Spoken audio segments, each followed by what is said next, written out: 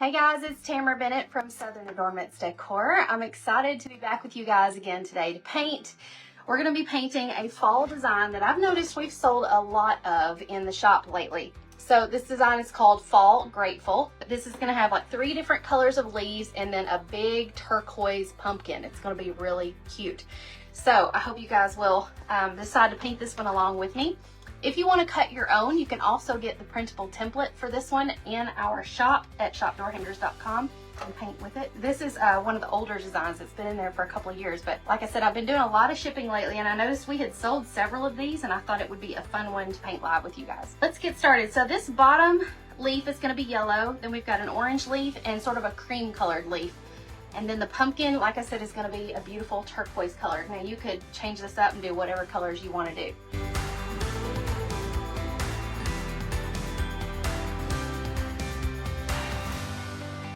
So we've painted the first leaf sort of like this is called light buttermilk. And while that's wet, I'm also going to take a little bit of this burlap color and just add a teensy bit to the edges of the leaf to kind of give it a little bit of shadow. So this burlap's kind of like a soft tan color. You see that soft shading that it's adding to this leaf? Might even do some kind of going up the middle of the leaf. This, and this works best if the paint underneath this cream color is still wet, so definitely work while that color is still wet. Okay, let me show you this leaf up close so you can kind of see a little bit more of the shading details. Okay, next we need an orange, so I'm gonna go with this one. It's one of my favorites, Canyon Orange. I'm putting my paints in this little egg carton. I like it because it keeps all my paints kind of corralled together and not like mixing with one another, and they don't spread out real bad.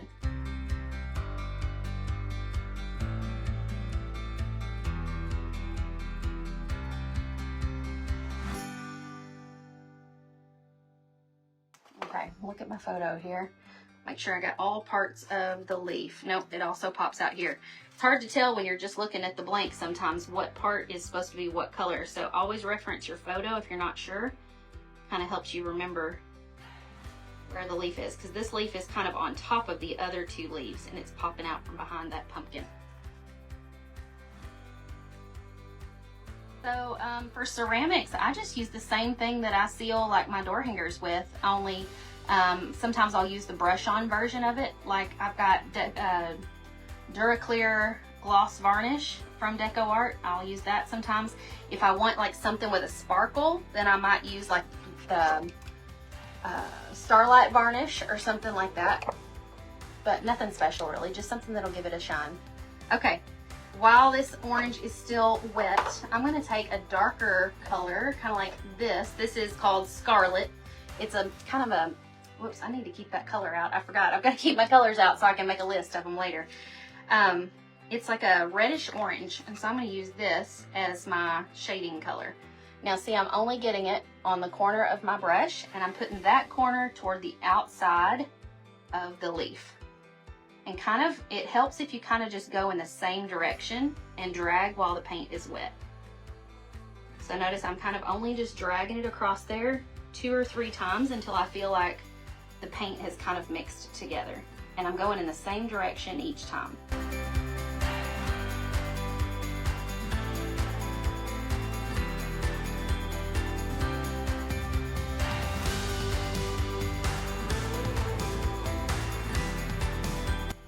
This yellow is called Marigold, and the color I'm accenting it with is Honey Brown. So let me show you our leaves. I think I need to make the little are they called veins? The veins on the leaf of the lighter one a little bolder. So let me do that real quick. So let's see, this is, okay, that's part of the pumpkin. So this goes like that.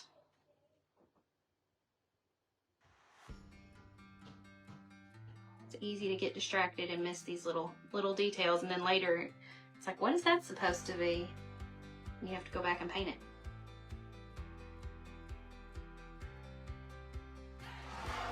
Now we got all parts of the leaf.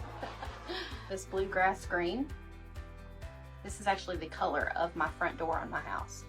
I took this bottle of paint to Sherwin-Williams and said, color match this. This is what I want. And they did. Okay. I think I'm just gonna go the quick route here. Squirt it directly on there. And then we're just gonna spread this out. We'll add more as needed.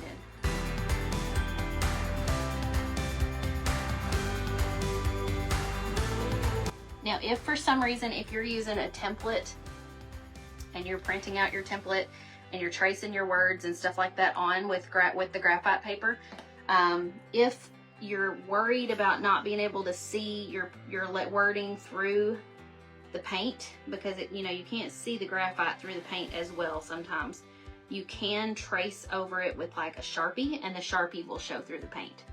Or you could just wait and trace your lettering on after you've painted your pumpkins. You could just trace that part on, last. I do it in stages. I'm just gonna do some spot touch up here. And sometimes I'll add a little bit of water to my brush when I'm going to do the second coat. It just helps it slide on a little easier, and it goes a little faster. And what I'm gonna do is I'm gonna follow the lines in like where the laser etching is. So there's lines that kind of show like where the pumpkin, where the lines in the pumpkin are. So I'm just gonna take and follow with the corner of my brush down that laser etched line. And I'm pulling the brush about 2, 3, maybe 4 times, depending on how well it's spread out. Notice I kept going the same direction each time. And this only really works very well if the paint underneath is already kind of wet. And it is, so it's spreading pretty good. If it feels like it's dragging and it's not spreading very well, dip your brush in a little bit of water, dab it on a paper towel, and then just go, don't get any more paint, go over the same area a couple more times. Okay, let's do this little area right up here. So this is what my first pass looks like. See, it's kind of spotty, kind of messy. But we can take our brush and just keep pulling that paint down and around to kind of thin and spread it out so that it blends a little better. A little bit more, and we'll do this little tiny spot right up here. Okay, now we gotta flip our brush over and go around the other side of this bump in the pumpkin. Now my brush is dragging a little, so I'm gonna get a little water on it. Dab it on my paper towel, and then spread it again.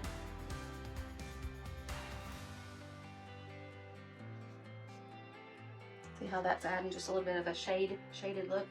I'm gonna make it just a little bolder.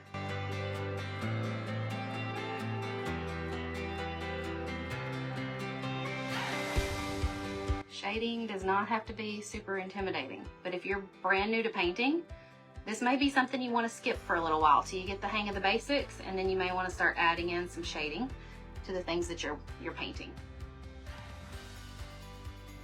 Okay, thank you there. Okay, now our pumpkin needs some polka dots. So we have these in our shop, and I think they're like 4 different sizes that you get, and this is not the biggest, but the second to biggest.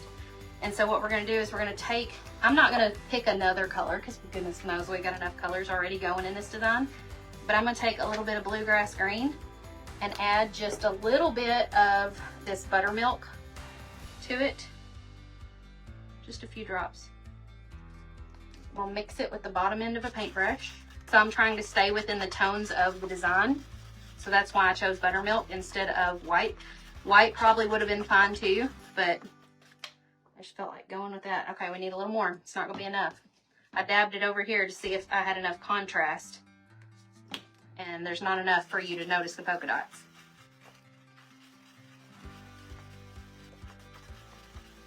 I added some more of the buttermilk, but I'm gonna dip my little sponge pouncer and then scrape the excess off on the edge of the egg carton. That'll really help because you don't want it like dripping on the bottom of the sponge. So you want your sponge to kind of look like this. And then we're just gonna do little polka dots all over our design. So you're gonna push it down, kind of give it a half a twist, and then lift up. If it doesn't look perfect, push it down again and lift up. You might have a few little bubbles, but that's okay, that's normal. And you can usually do 3 or 4 polka dots before you have to dip in the paint again. So far I've done 5, so you know, you can stretch that. Get some more, scrape off the excess.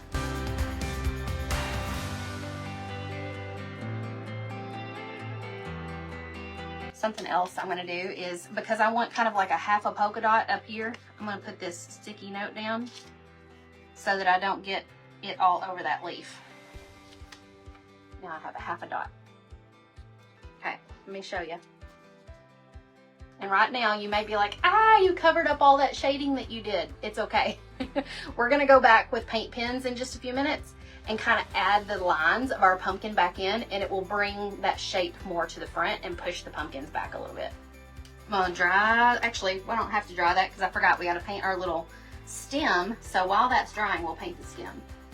Let's see, what color did they use? They used a darker brown, so we'll go with this espresso. No, let's go a little lighter. Let's go with sable brown. Another thing you might need to know is that you need baby wipes in your craft stash, because inevitably that kind of stuff's gonna happen. And so I'm not gonna wipe my polka dots with the baby wipe, but I am gonna wipe in between the polka dots where it fell and got on the teal, and it'll just clean it up. It's fine.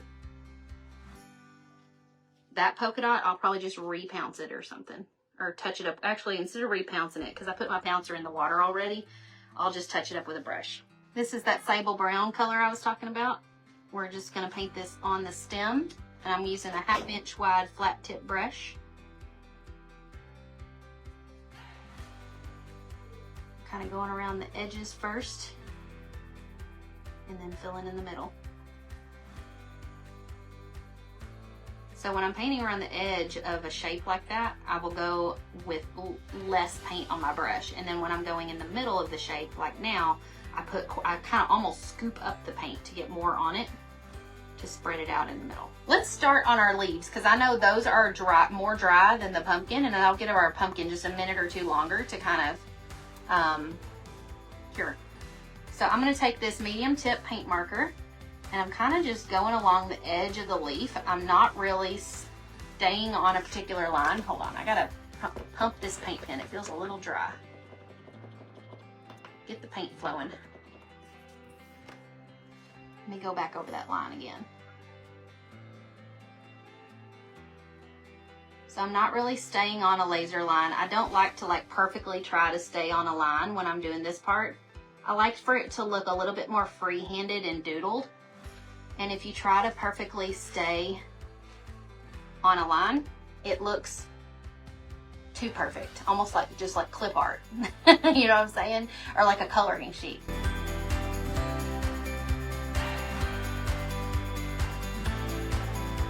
Okay, and then we're gonna add a little bit to our stem. Again, I like for this to look just a little bit doodled and cute. I don't like for it to look too perfect. I don't know what that little line was, but that's okay. And now trace our pumpkin. And I can still see, let me just show y'all real quick. Remember how I told you can still see the words through the paint? You guys can kind of see that right there. Those are that's part of the word. And then you can kind of make out the G right there running through the orange leaf. So you kind of have to look closely and kind of like lean and look in the light just right. You don't want it to be super obvious, or the laser lines would be way too like bold after you've painted the design. You would be able to see them too well. These are Artistro acrylic paint markers. I have them linked in my Amazon favorites. So if you're watching on TikTok, that Amazon favorites is in my profile. If you're watching on Facebook, I've put it up in the video description for you. Okay, we've got our pumpkin lines. Let me show you. Remember how I told you the polka dots might be kind of distracting? Once we put the lines on there, it kind of like helps with the shape of the pumpkin a lot. So now we got to do our word. I can't decide if I want to do paint pen or if I want to do marker, or if I want to do paint on brush. We'll see. Sometimes using a white paint pen can be frustrating for words because it takes a couple coats to get good coverage. So I may get frustrated partway through this and be like, never mind, we're just gonna use paint. Let's see. I'm actually, let me try this. I'm gonna outline the letter and then see if I can fill it in.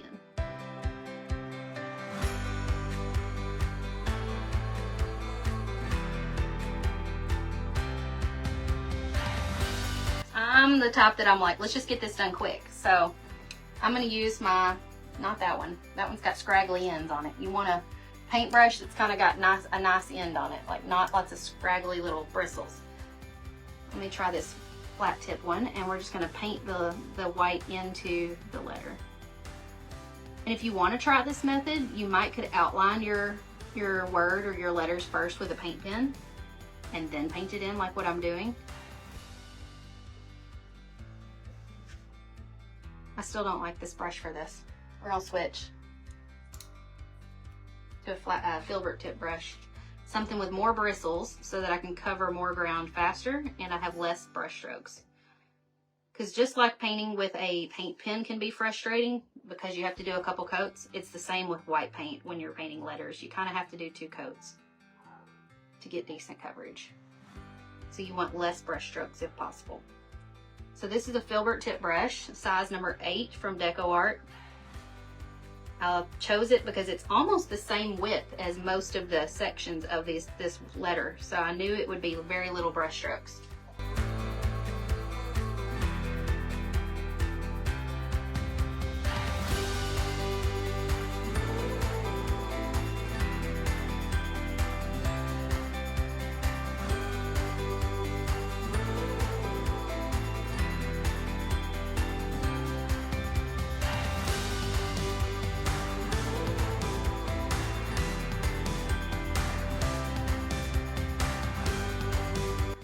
One last thing we're going to do is add a slight drop shadow to this white lettering to help it pop. So for drop shadowing, I'm going to use a round tip brush and I'm going to water down my black paint just a little.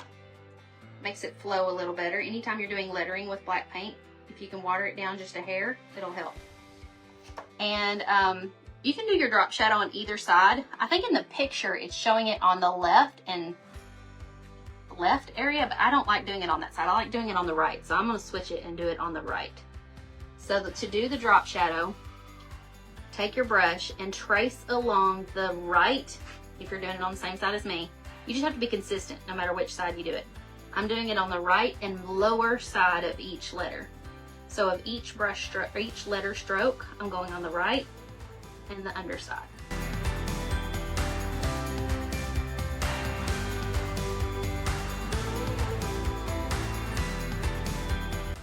Okay, let me show you guys this drop shadow up close so you can see just what an impact it has on the white lettering. See how it really just made that white lettering go poof and it like pops to the front. Drop shadow helps a lot. And it distracts from the imperfections in your white paint. So I'm showing you up close so you know mine does not look perfect. Everybody always thinks like yours looks so good, mine doesn't look as good as yours. It's because you're seeing it from like a 6 foot, or well, actually this is probably a 4 foot distance to the camera. So it does look perfect from this distance, but if you look at it up close, there's definitely some imperfections. You can see some texture there, that's fine. You can see that's not even perfectly opaque. It's okay. Still looks great, and it's gonna look awesome hanging on the front door. All right, I hope this has been inspirational for you guys. I hope you have a wonderful afternoon, and I'll see you next time. Bye, everyone.